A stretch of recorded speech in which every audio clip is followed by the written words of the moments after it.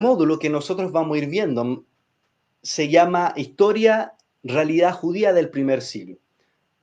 Más adelante vamos a ver distintos módulos con distintas temáticas, pero el módulo que ahora estamos viendo, donde llevamos 3 clases, y esta es la tercera, se van a ir dividiendo en cada tema. Vimos en la primera ocasión, en la clase número 1 del helenismo griego, vimos la historia del helenismo. Además, cómo fue tomando posesión de las tierras del pueblo de Israel. Vimos conceptos también como globalización. Vimos el tema de la arquitectura, de la cultura que también tenía el, los griegos. Y así fuimos viendo y tocando temas importantes que luego nos arrojaron al tema de la clase número 2.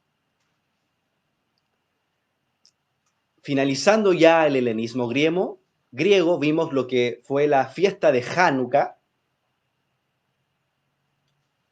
y terminando esa clase, que fue la primera clase, pasamos también a lo que es el helenismo, ¿verdad?, romano.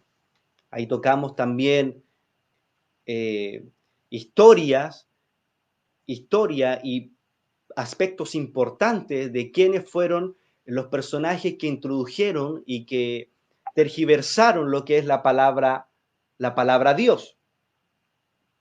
Y todo esto lo fuimos viendo en la segunda clase. Hubo un hombre que se proclamó hijo de Dios, también lo vimos en la segunda clase. Y finalmente terminamos con lo que es el nacimiento de Jesús, que como en nuestras iglesias se nos enseñó que él había nacido en un establo, pero sin nosotros tener previos conocimientos. Después nos dimos cuenta que no era que Jesús nació en un establo, sino que María y José fueron y subieron a Jerusalén a celebrar esta fiesta llamada, si alguien se la sabe, la fiesta de los tabernáculos, o se conoce como Sukkot, ¿cierto? Y eso fue, en teoría, la primera y segunda clase. Ahora, en esta tercera clase, se llama la autoridad en Israel. Tocamos lo que es los griegos, ahora romanos, ahora vamos de lleno a la autoridad en Israel. Es importante que nosotros podamos siempre estudiar el panorama que había en el primer siglo. Esto nos va a arrojar información muy importante en cómo Jesús vivía y qué cultura y nación estaba en ese entonces gobernando Israel. Por eso nos detenimos en la cultura. Nos detuvimos también en lo que es la historia, para ir generándonos un panorama mucho más amplio. Sabemos que Roma quería imponer su política, y no solamente eso, sino quería imponer sus creencias. Por otro lado, es necesario que nosotros entendamos que en el primer siglo había judaísmo pluralista. ¿Qué quiere decir esto? Que habían muchas escuelas, grupos y sectas que estaban convencidos de su correcta interpretación de la palabra de Dios. Y aquí las primeras sectas que existieron en el primer siglo fueron los saduceos y los fariseos. Eso es lo que nosotros vemos en el Nuevo Testamento y que salen en varias disyuntivas que tienen los saduceos y los fariseos en contra de Jesús. Pero antes de todo esto es importante aclarar los conceptos a considerar y primero ver qué es el judaísmo. El judaísmo es un estilo de vida que compromete al judío el estudio de la Torá. ¿Qué es Torá? Torá es una instrucción y que está basada en lo que se conoce hoy en día como el Pentateuco, perdón, como el Pentateuco, y a eso se refiere Torá, compacta estos 5 primeros libros. Entonces, el judaísmo como tal es un estilo de vida y que más adelante vamos a ir viendo paso a paso en qué consiste. Por otro lado, ¿qué es secta? Nosotros en el siglo XXI vemos la secta como personas que están desviadas de la verdad o que han tergiversado la escritura. En el siglo XXI ahora nosotros lo vemos de esta forma. Pero en el primer siglo las cosas eran totalmente distintas. En el primer siglo, secta significaba una línea de estudio de la palabra de Dios. Era una escuela que tenía un pensamiento, una doctrina, una interpretación judía. Eso es secta. Y así, mi hermano querido, hay muchas interpretaciones que nosotros cometemos el error de llevar la Biblia al siglo XXI y no entender cuál es el contexto y lo que significa en el primer siglo. Ahora nosotros entendemos secta que adoran a demonios, ahí tienen ídolos y quizás adoran al diablo.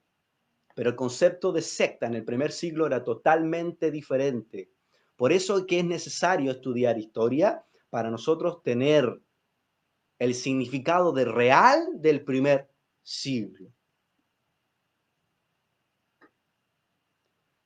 Entonces, ahora vamos a los tipos de sectas. Si usted quiere, puede buscar la Biblia, puede buscar su Biblia o usar la tecnología en el celular y buscamos la referencia que de igual manera está en la presentación. La primera secta que había era la secta de los saduceos. Todos lo hemos leído, ¿verdad?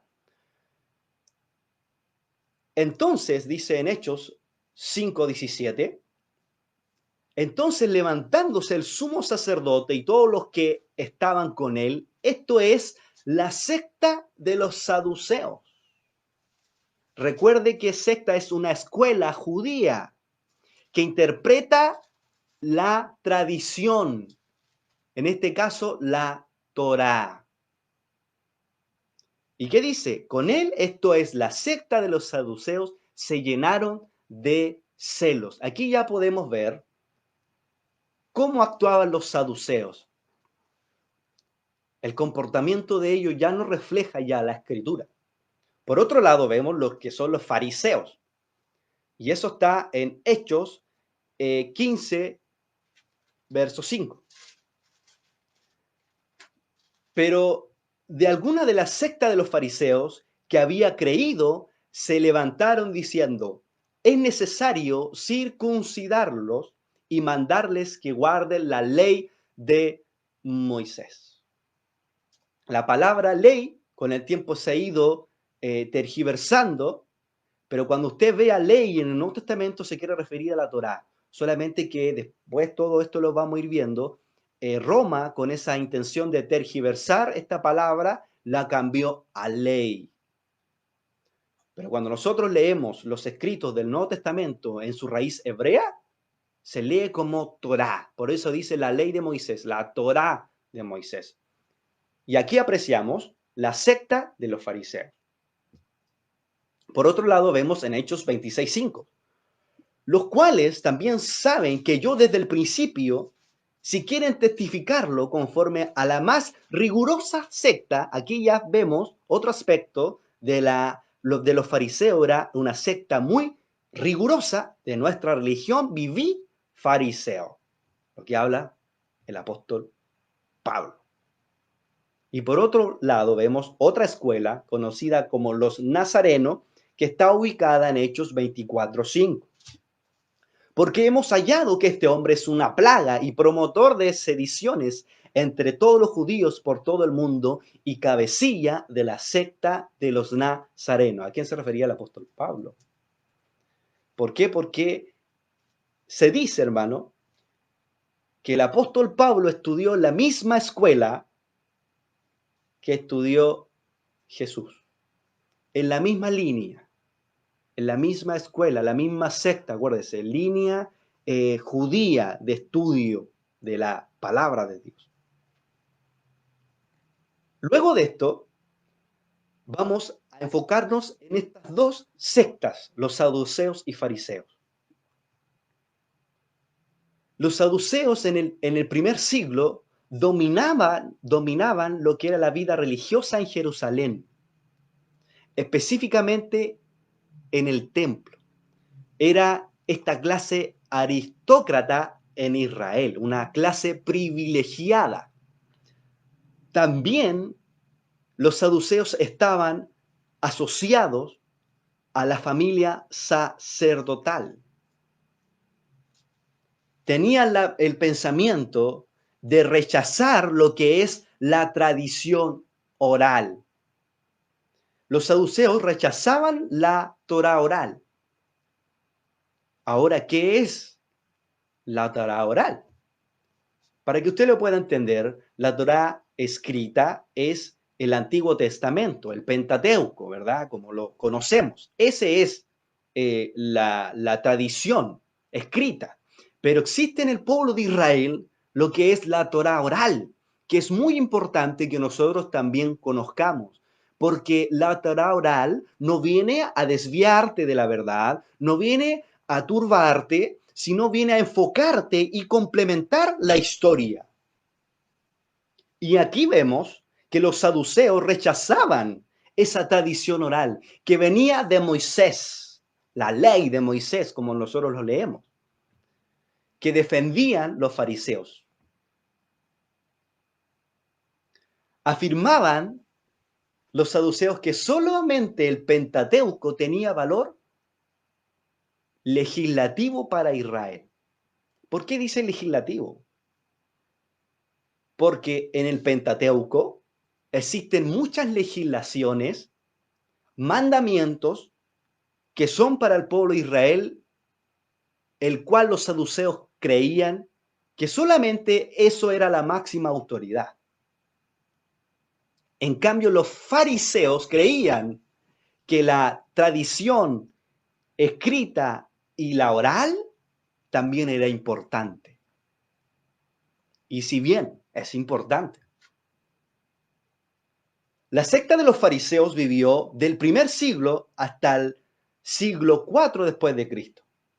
Existen 7 tipos de fariseos. Ellos eran más piadosos y muy apegados a lo que es la tradición escrita y también oral. ¿Por qué es importante esto? Porque usualmente se nos enseña en nuestra iglesia, honra a tu padre y a tu madre para los hermanos que vienen llegando, pero nosotros no sabemos cómo. Usualmente se nos dice, ama a tu prójimo como a tú mismo, pero no sabemos cómo hacerlo. A lo mejor pensamos que tenemos que abrazarlo o estar pendiente de él, pero no sabemos cómo. ¿Por qué es importante la Torá oral? Porque ella te ayuda a poder entender cómo yo debo honrar a mi padre, cómo yo debo amar a mi prójimo. Y los vamos a ir viendo en la escritura más adelante, que está la Torá oral en el Nuevo Testamento. Y usted va a quedar ahí sorprendido. Los fariseos tenían un excesivo celo y además eran demasiado legalistas. Por consiguiente, vemos la diferencia. Los saduceos estaban en su vida religiosa en Jerusalén y en el templo. ¿Qué decían también los saduceos? Que consideraban que la autoridad la tenía Moisés para legislar y dirigir lo que es la vida en el pueblo de Israel. En cambio, ¿qué decían los fariseos? Que Moisés nombró, en este caso, un sucesor. Y este sucesor no venía de la línea levita o de Aarón, de la línea sacerdotal, sino venía de una tribu que era ajena al sacerdocio, que era Josué, que venía de la tribu de Efraín. Por lo tanto, ellos de esta forma argumentaban que no era necesario que la autoridad viniera de la línea sacerdotal, de la descendencia de Aarón, sino a quien Dios dispusiese, en este caso, de llamar como autoridad. También argumentaba en los fariseos que Esdras en ese libro instituyó a levitas y a no levitas. Cuando quiere decir no levitas, eran aquellas personas que no pertenecían a la tribu de Leví y que tampoco hacían todas las funciones correspondientes al tabernáculo, al servicio en el tabernáculo. Aún así, Esdras instituyó a hombres no levitas y los educó y los colocó como jueces. Ellos argumentaban, los fariseos, que podían trazar una línea de tiempo. ¿Y cuál es esa línea de tiempo? Moisés, que esta tradición y esta autoridad pasó de Moisés, luego a Josué, posterior a los ancianos. ¿Quiénes son los ancianos? Eran las personas importantes que estaban en esos tiempos. También es otra cosa que nosotros hemos tergiversado en el primer siglo, o sea, en el siglo XXI, perdón. Hemos dicho, los ancianos son los que peinan canas, los abuelitos, pero en el contexto bíblico los ancianos eran hombres que tenían la potestad o tenían la autoridad de poder legislar. Concepto totalmente distinto. ¿Y qué decían los fariseos? Que esta Torá y esta autoridad pasó de Moisés a Josué, de Josué a los ancianos a los profetas, no solamente la Torá escrita, sino la transmisión oral. Y esto pasó a la gran asamblea y posteriormente pasó esto a los rabinos. ¿Y por qué ahora me detuve en agregar texto? Usted puede ver que aquí hay más texto porque es importante que nosotros podamos aprender esto. Los saduceos no aceptaban esa línea de pensamiento que tenían los fariseos. Ellos se aferraban totalmente a lo que decía Moisés, a la autoridad de Moisés. Que de ahí venía toda esa, de esa autoridad venía de los sacerdotes y de los levitas. ¿Y qué hicieron los saduceos? Buscaron respaldo en Roma. ¿Para qué? Para implementar esa autoridad. Para que Roma los respaldara en cada decisión legislativa. Y es ahí donde nacen los escribas. Ellos venían de los saduceos y se aliaron con Roma para que la misma Roma los respaldara con el poder policial y de autoridad. Y también todas las decisiones del Tribunal Supremo que ellos controlaban y que estaba compuesto por 71 miembros. Los escribas eran secretarios de las Cortes de Justicia y copistas de la tradición, de la Torá y otros libros religiosos relacionados. Ejercían también en ese tiempo la función de maestros. Ahora, los fariseos, como bien decíamos, defendían a los sabios y los jueces, los rabinos. Cuando dice sabio y jueces se refiere a los rabinos que tenían dicha autoridad porque ellos sabían cómo aplicar la Torá escrita y la Torá oral. Ahora, ¿quién es la autoridad hoy en día que nosotros estamos estudiando esta historia? ¿Quién es la que tiene esta autoridad y que están realmente capacitados y autorizados para nosotros enseñarnos todo lo que es la tradición escrita y la Torá oral? Los que están más capacitados en todo esto, hermano, son los rabinos del pueblo de Israel. A lo mejor esto puede causar como un poco de ruido, pero ellos conocen todo lo que es la tradición, que nosotros como gentiles no conocemos. Ellos conocen cultura, conocen las fiestas, conocen todos los libros que a lo mejor no están anexados a la Biblia, conocen todo, hermano. Ellos están totalmente autorizados para enseñar. Y poco a poco nosotros nos vamos a ir dando cuenta de esto. Y si tiene dudas de esto, me puede consultar posteriormente en la clase. Entonces, la pregunta que se hace ahora, ¿cómo pasó esta autoridad de los hombres de la gran asamblea a los rabinos? Por medio de dos autoridades rabínicas conocidas como sugot, que quiere decir pares o parejas. Aquellos jueces que conocían toda la tradición oral, porque en la tradición oral está la forma en cómo yo cumplo un mandamiento. Nosotros vemos en el Antiguo Testamento los 10 mandamientos. De esos 10 mandamientos, que es la base, vienen los 613 mandamientos. Y esos 613 mandamientos están para hombres, para mujeres, para sacerdotes, para reyes, para levitas y así. Cada mandamiento van conformando los 613 mandamientos, forma un total de 613 mandamientos. Y la Torá oral nos ayuda a poder comprender en cómo yo hago ese mandamiento. Que también más allá lo vamos a ir viendo, que es importante que los conozcamos, pero nunca perder el foco que somos gentiles. Entonces, esta tradición oral y por medio de ellas se adquiere el conocimiento de cómo aplicar la palabra de Dios. Y además, los rabinos que tienen esta sabiduría saben en qué tiempo aplicar esa tradición. Por un ejemplo, hace 1000 años atrás no había microondas. Ahora hay microondas.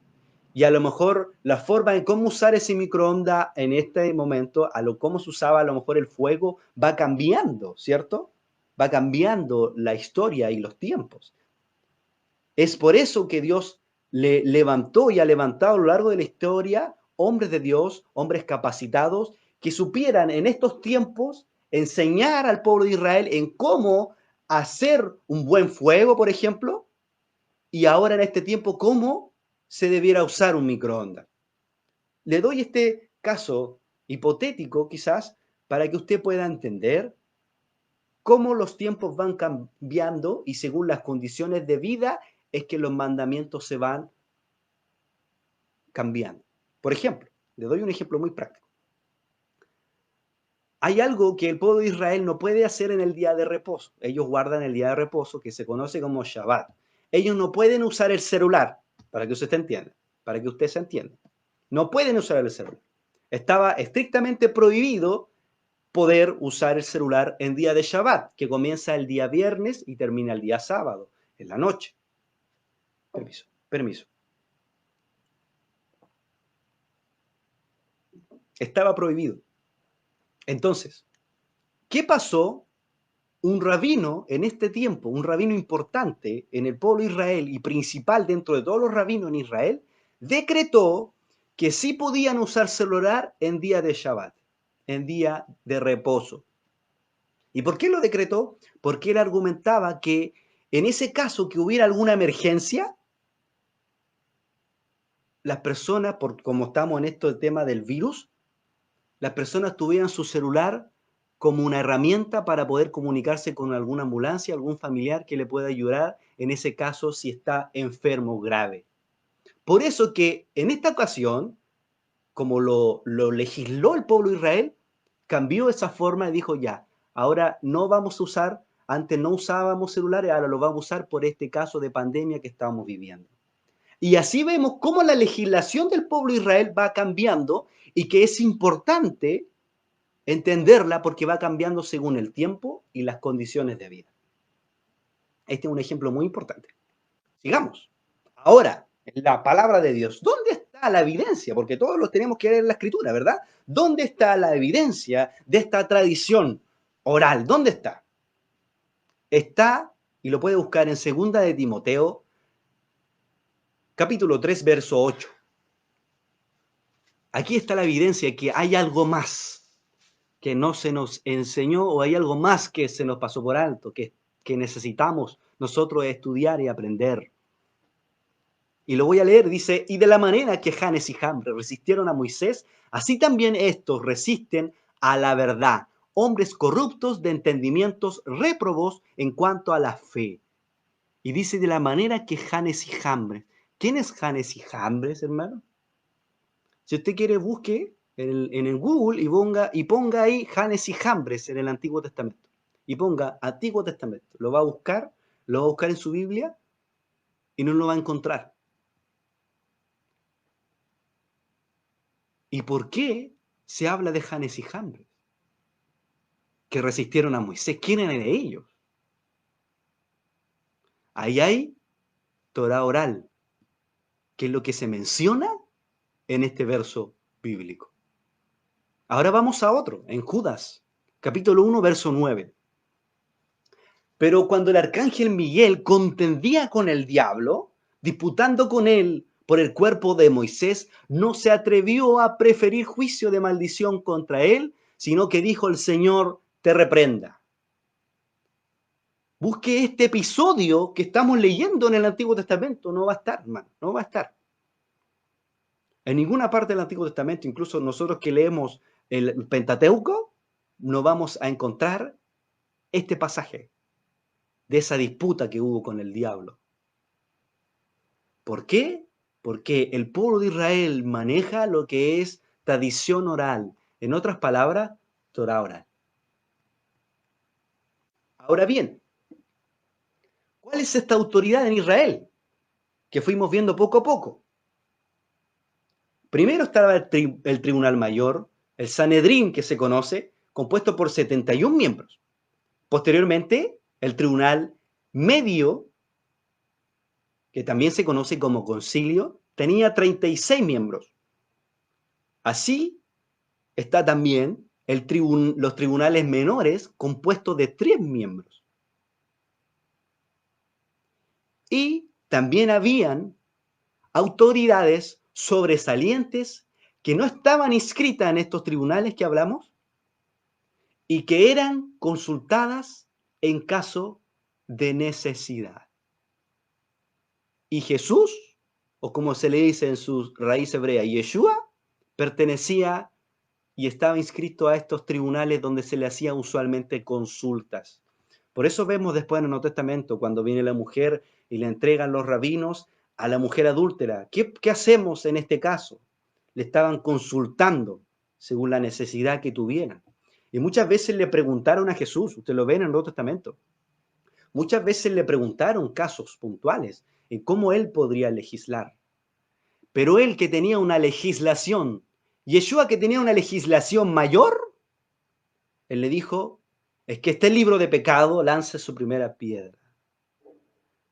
¿Por qué? ¿Qué pasó? ¿A todos acusados por su conciencia se fueron? ¿Por qué? Porque la Torá, la revelación que vino a traer Yeshua era mucho más elevada. Y la justicia que él traía era mucha más elevada y grande. Ahora, Jesús fue un rabino. Incluso él comenzó su rabinato cuando vino Juan el Bautista y lo sumergió en agua. Lo que él estaba haciendo en ese entonces, se estaba sumergiendo en agua para recibir, porque estaba comenzando, mi hermano querido, su rabinato. Pero ¿cómo? ¿Por qué Jesús se estaba bautizando? ¿Tenía pecado? No, no, no. Él estaba comenzando como un rabino para enseñar en las sinagogas y también al pueblo. Y Jesús mismo enseña a legislar a sus discípulos en estas cortes menores que fuimos hablando, estas cortes de consulta, se le podría decir.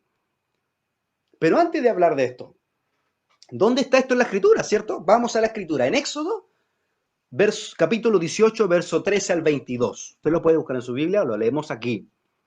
Esta es una historia importante porque aquí surgen los primeros legisladores, los primeros que resuelven temas judiciales.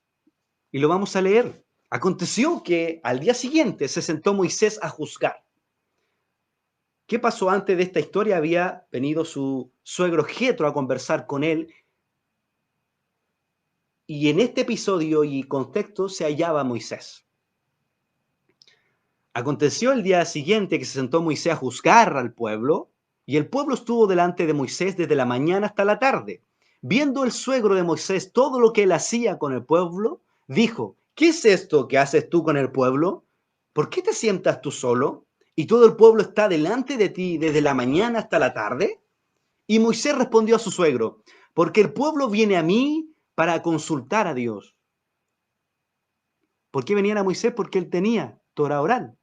¿Usted cree que estuvo en el monte Sinaí recibiendo solamente los 10 mandamientos? No.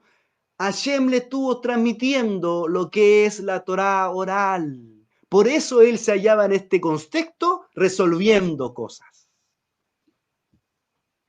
Y Moisés respondió en el verso 15.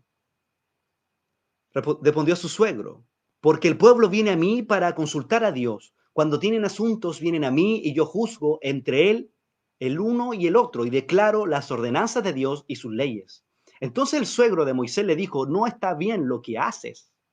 Desfallecerás del todo tú y también este pueblo que está contigo, porque el trabajo es demasiado pesado para ti. No podrás hacerlo tú solo. Oye ahora mi voz, yo te aconsejaré, y Dios estará contigo. Está tú por el pueblo delante de Dios, y somete tú los asuntos a Dios, y enseña las ordenanzas y las leyes, y muéstrales el camino por donde deben andar, y lo que han de hacer. Además, escoge tú de entre todo el pueblo varones de virtud, temerosos de Dios, varones de verdad, que aborrezcan la avaricia, y ponlos sobre el pueblo por jefes de millares, de centenas, de 50 y de 10. Ellos juzgarán al pueblo en todo tiempo, y todo el asunto grave lo traerán a ti, y ellos juzgarán todo asunto pequeño. Así aliviarás la carga de sobre ti, y la llevará ellos contigo. Aquí vemos dónde son los orígenes del tema de la legislación de juzgar. Aquí nace. Aquí vemos un episodio muy importante. Ahora vamos a Deuteronomio 19:15. No se tomará en cuenta un solo testigo contra ninguno en cualquier delito ni en cualquier pecado en relación con cualquier ofensa cometida. Solo por el testimonio de 2 o 3 testigos se tendrá la acusación. Otra evidencia, el tema de los jueces, el tema de la legislación, donde tenían que haber 2 o 3 testigos. Después leemos en Deuteronomio 17, del 9 al 11, del 9 al 11.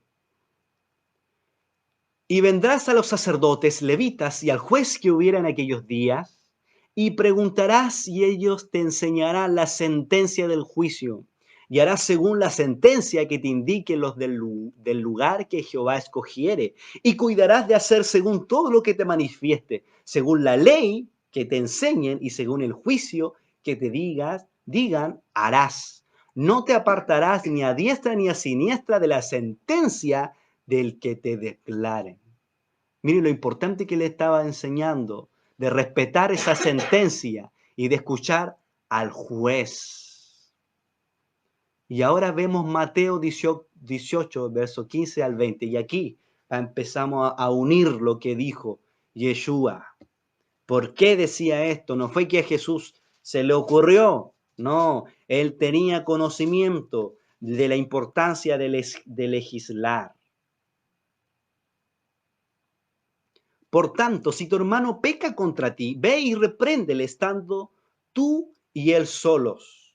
Y si te oyere, has ganado a tu hermano.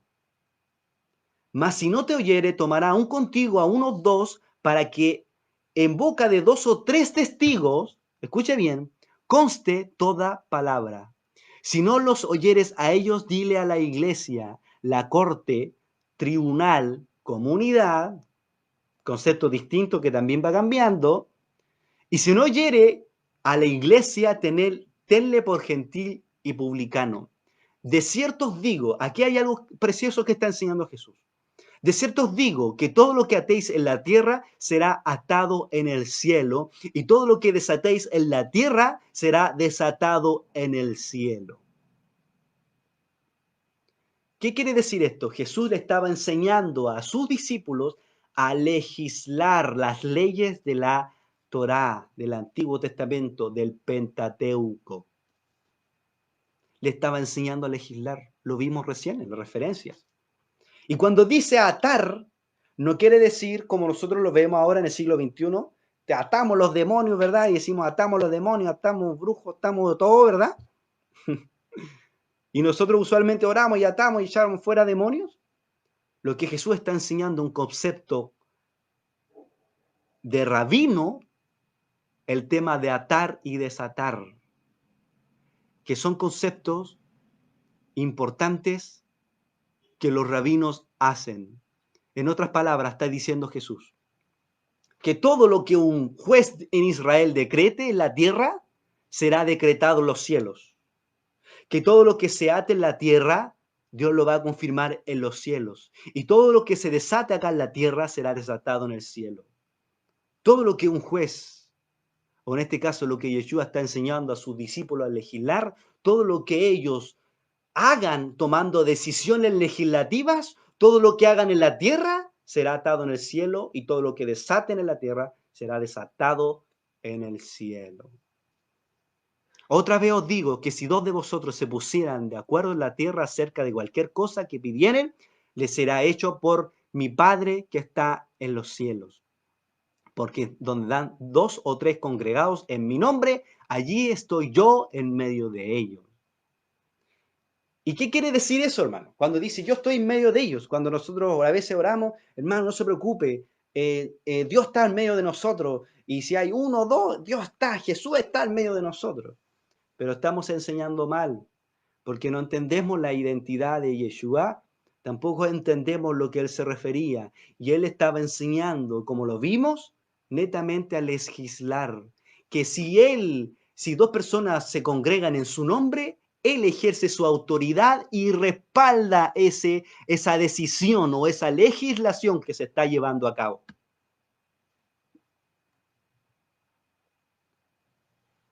El concepto de atar y desatar en Israel está ligado propiamente tal a un aspecto rabínico y jurídico en las cortes de justicia, y está relacionado con dejar libre a un culpable o atado a condena. Esto de atar y desatar está relacionado con permitir o prohibir, según tribunal. Ahora vamos a Juan 20:23. A quienes remitiréis los pecados, les son remitidos, y a quienes se los retuvieres, les son retenidos. Otra vez está enseñando a sus discípulos a legislar. Y vamos al Mateo 19:28, y Jesús le dijo, de cierto os digo que la regeneración, cuando el Hijo del Hombre se siente en el trono de su gloria, vosotros que habéis seguido también, os sentaréis sobre 12 tronos para juzgar a las 12 tribus de Israel. Ahora entendemos cuando dice la Escritura, no os preocupéis si alguno ha pecado, abogado tenemos con el Padre. ¿Qué hace un abogado? Defiende, ¿verdad? ¿Qué hace un abogado? También juzga. Ahora vamos entendiendo cuando el apóstol Pablo se refiere a eso, porque él entendía, según la tradición judía, qué era el tema de la legislación y qué es lo que nosotros ahora acabamos de ver. Vamos, ya nos queda muy poquito.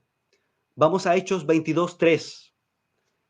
Yo de cierto soy judío, nacido en Tarso de Cilicia, pero criado en esta ciudad, instruido a los pies de Gamaliel, estrictamente conforme a la ley de nuestros padres, celoso de Dios, como hoy lo sois todos vosotros.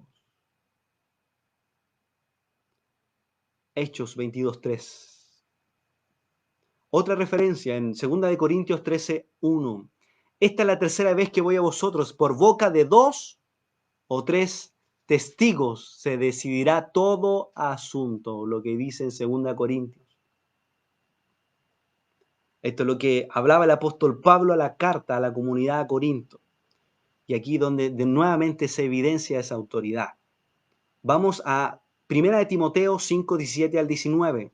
Los ancianos que gobiernan bien sean tenidos por dignos de doble honor, mayormente los que trabajan en predicar y enseñar, pues la Escritura dice, no pondrás bozal al buey que trilla, y digno es el obrero de su salario. Contra un anciano no admitas acusación, sino con 2 o 3 testigos, otra evidencia. Y la última referencia, Jacob, que era un juez de la corte en Jerusalén, también juzga. ¿Y en qué momento juzga? Cuando le llevaron al caso si a los gentiles debían circuncidarse o no. Y fue que en ese entonces, cuando ellos legislaron, y usted lo puede leer en Hechos 15 y puede leer todo el capítulo, cuando en el momento que ellos legislaron, el Espíritu de Dios vino a confirmar esa legislación. Hermano, cuando un judío o un rabino legisla algo, Dios lo confirma. Dios no solamente está con nosotros, como nosotros decimos, con los gentiles o con la iglesia. Dios está en medio de ellos también. Y Él respalda aquellas decisiones que ellos toman. Y lo podemos ver ahora en Hechos 15, verso 19. Por lo cual yo juzgo que no interpongan tropiezos a quienes de entre los gentiles se convierten a Dios, sino escribirles que se aparte de las contaminaciones de los ídolos, de fornicación, de estrangulados y de sangre.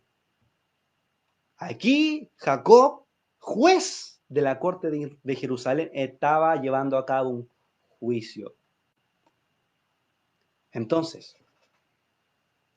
todo esto episodio, mi hermano querido, es importante que nosotros tengamos claro de saber qué es lo que Jesús le enseñó al pueblo de Israel a legislar.